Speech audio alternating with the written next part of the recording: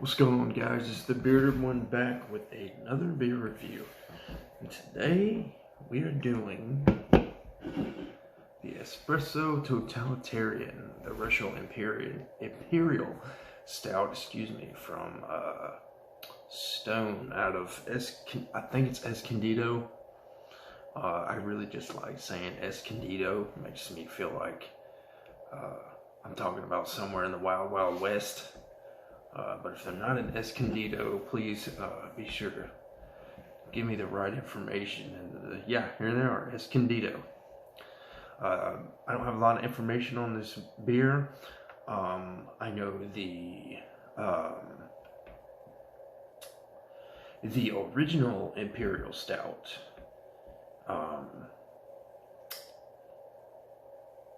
The brewer, Steve Wagner, the head brewer, he said another one of their coworkers, right before they started the brewery, brought a bottle over from Russia. Had to have been a Russian Imperial Stout. I mean, just assuming based on what the video was supposed to be about. And they really liked it. And of course, they wanted to emulate it, like a lot of breweries in America do. Nothing wrong with that. And so that kind of gave birth to the regular Russian Imperial Stout, and then this one is brewed with espresso, and it's called Espresso Totalitarian. And you can bet your bottom dollar, if I can find this again, I will compare it with the regular Russian Imperial Stout, which should be a fun experience for me, because I'm not a stout guy. Unfortunately, I only drink stouts for the videos and for the experience of knowing what a stout tastes like. But I just don't like coffee. Never have. I doubt I probably ever will. But I still try to, when it comes to beers that I don't necessarily like, I kind of take a step back from my preference.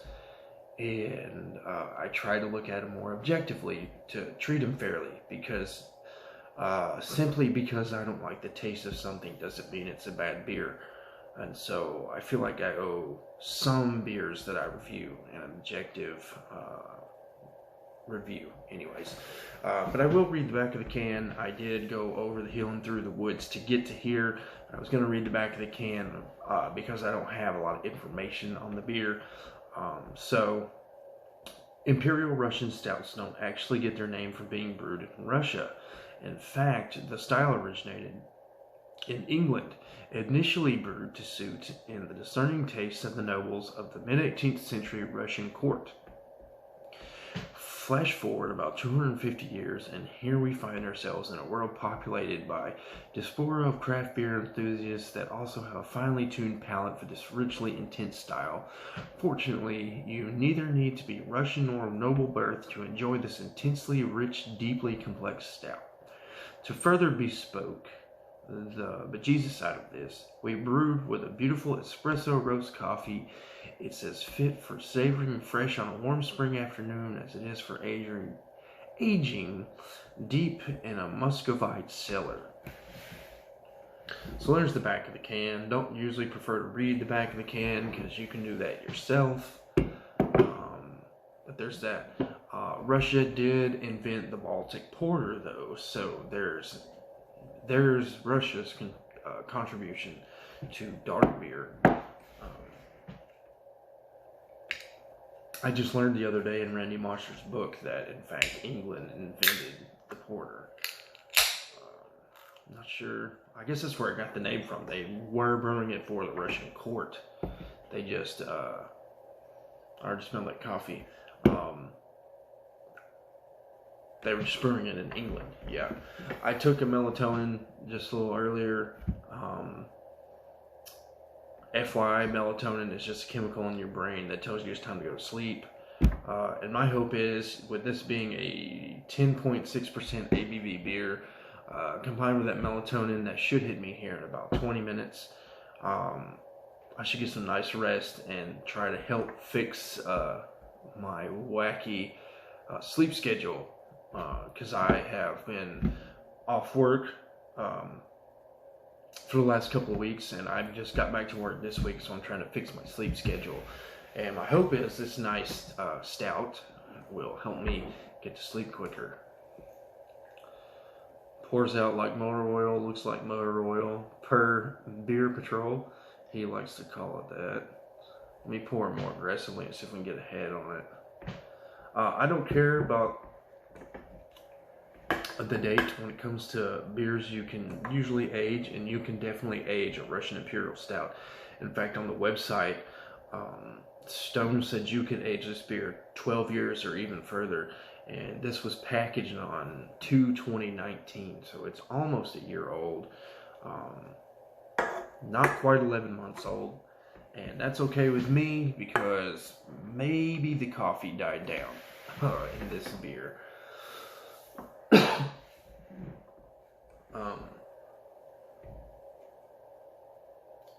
There's bubbles going on, but I don't see a lot of volatility. There's not a lot of action going on, but I do see bubbles in the glass. Head dissipation is there.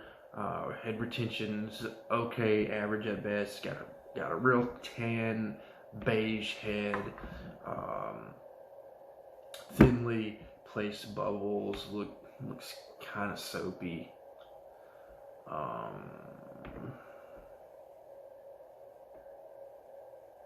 Yeah, not a lot of lacing going on either. Of course, can't see it. And as the website says, this beer is black as sin.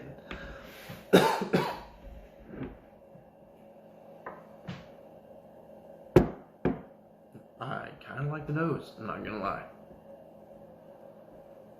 There's coffee.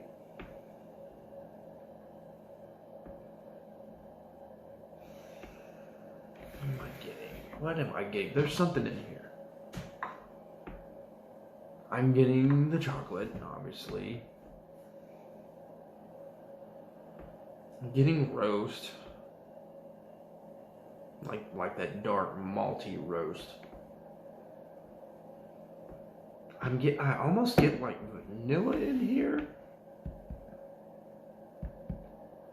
Like a vanilla or maybe cinnamon. For some reason my brain kind of associates cinnamon and vanilla as kind of the same flavor, and they're not. Just how my brain works. And I'm trying to get this. I washed my hands recently, so I don't want that soap in the aroma.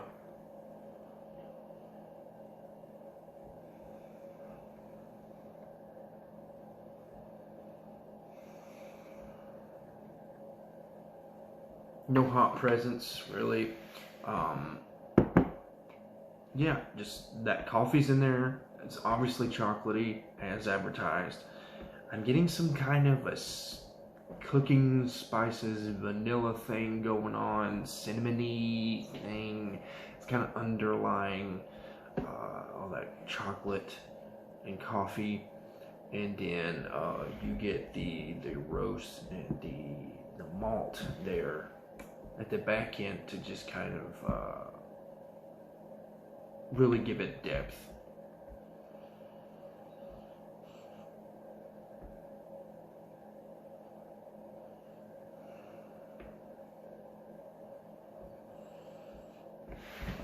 I'm trying to look, and this is why I hate reading notes, taster's notes, but I think they do say there's supposed to be like a licorice, anise thing going on in here, so I'm trying to look for that.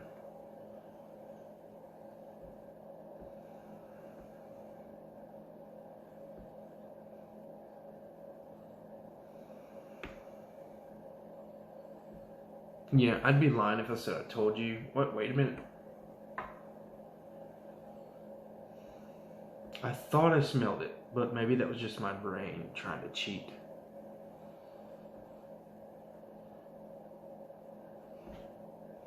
Yeah, I'm not gonna sit here and act like I smell that uneasy thing. Maybe maybe I'm getting like a burnt sugar or something. Maybe that's what I'm picking up. Not necessarily vanilla. It's not quite a vanilla. but it's definitely some kind of a sweet sugary thing going on there.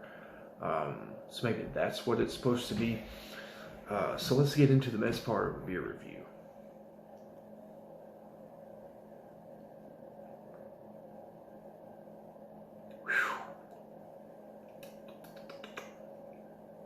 It's stout for sure. It is a stout. Goodness.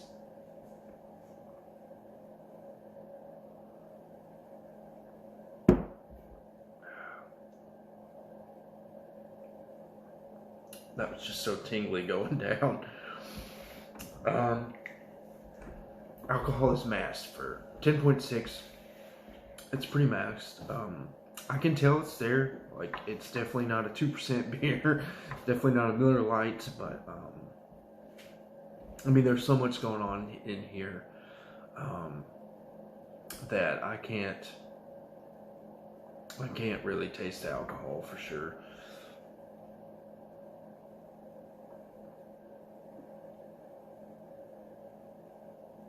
So there's just espresso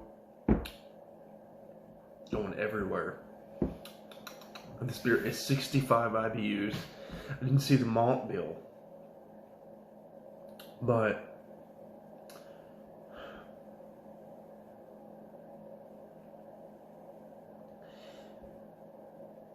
it's really bitter, and I'm just curious why I kind of paused there. I'm curious to know if most of that bitterness is coming from the espresso, or if it's coming from the hops, or maybe both.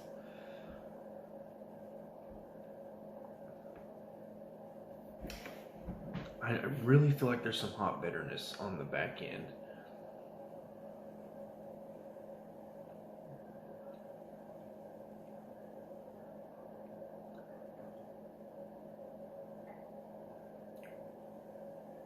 Man, this is a stout beer. Whew.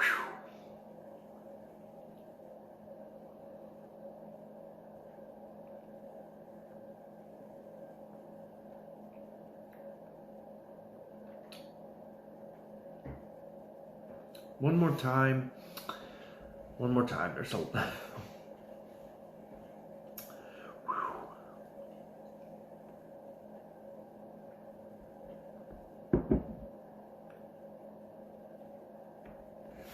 I feel like I'm getting, like, the very first thing that hits me, I think, is the chocolate. And then that espresso is just so bitter. And I'm going to say there's some hop bitterness in here. I can't taste the hops. Like, I'm not getting any earthiness, or obviously not citrus or tropical, or I'm not getting any pine or grass, or maybe there's some spicy hops in here, but I don't feel like I'm getting any hop flavor. But combined with that espresso, good grief, this is bitter.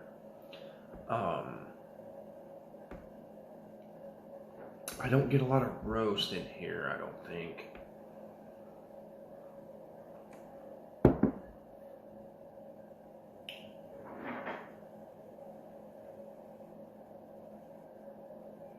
I mean, it's like a mild roast going on in here. I think it kind of blends in there with the espresso.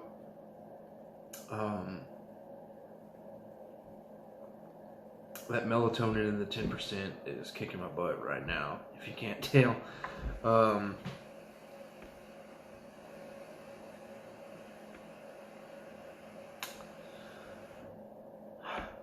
I'm trying to rate this beer right now in my head. Let me go in for one more sip.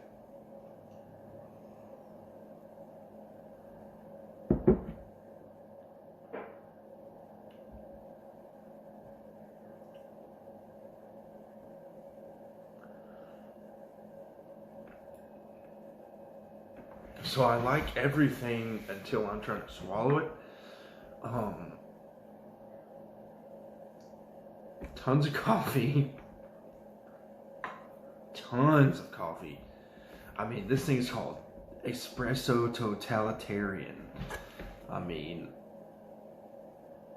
Stone is not afraid to kick your butt. Let me just say, when you open up a Stone can, you're in for flavor. I mean, if that's one thing I can say good about Stone, which I could say more about Stone in a positive light,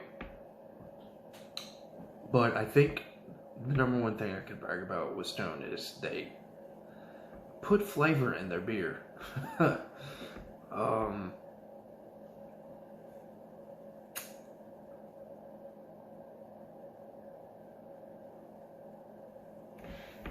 I'm just gonna have to, it's just so bitter, I don't think I can be objective about it.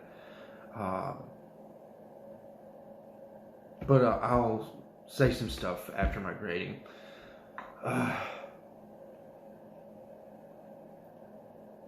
Preference wise, honestly, it's way too bitter. I mean, it's got chocolate and it's got roast, and I like the mouthfeel, but I'm not sure I can even finish this beer. I'm probably gonna have to drain pour this son of a gun down the sink. I mean, I hate to admit that, but I think it's a drain pour for me. But because of the chocolate, because of the malt, because of the mouthfeel, I like the mouthfeel. I like the carbonation. It's not real prickly. When I drink a stout or a porter or something chocolatey or roasty, I like a little more of a creamy or a thicker, chewier beer, and it does give me that. So I won't give this a total F. I'm going to have to give this a 2.75 out of 5, a D+. It's too bitter for me. However, take that grading with a grain of salt. Please, if you're a stout fan, please don't let my silly grade deter you from this.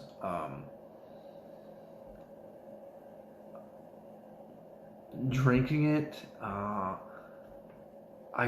feel like I could objectively say, if you like coffee, and I don't mean mocha, cappuccino, frappuccino,